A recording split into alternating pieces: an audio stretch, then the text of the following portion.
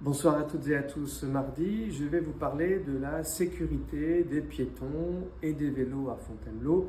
J'ai été questionné sur les réseaux sociaux sur ce point-là.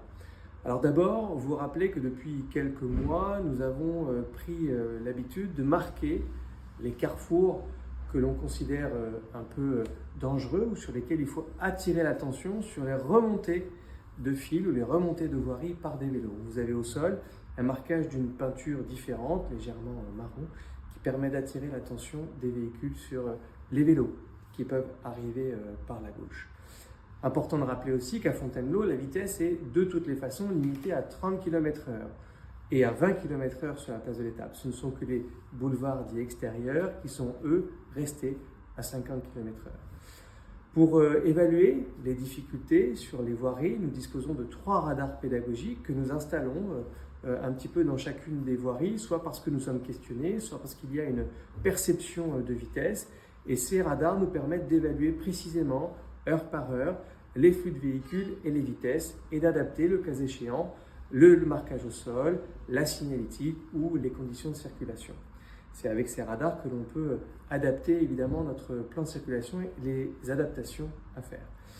On a parlé également de la pérennisation d'un système qui était au niveau de la rue de la Cloche, la rue dite rue École, qui permet le matin de permettre aux enfants qui viennent soit en trottinette, soit à vélo, soit à pied, d'aborder l'école de façon plus sereine.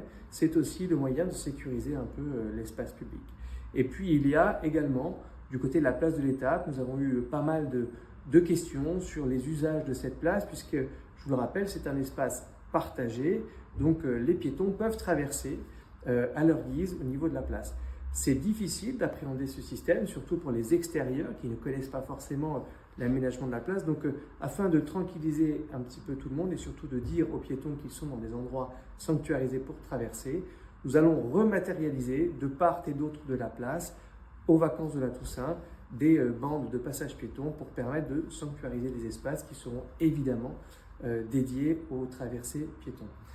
La question était de savoir ce que la ville faisait pour sécuriser un peu piétons et cyclistes, mais j'ai aussi envie de vous rappeler que dans le code de la route, les cyclistes doivent respecter aussi les règles. On va arriver prochainement aux heures d'hiver avec la nuit qui va tomber un petit peu plus tôt. J'invite évidemment tous les cyclistes à porter un casque, à porter des gilets réfléchissants et surtout d'avoir les lampes à l'avant et à l'arrière pour pouvoir les signaler.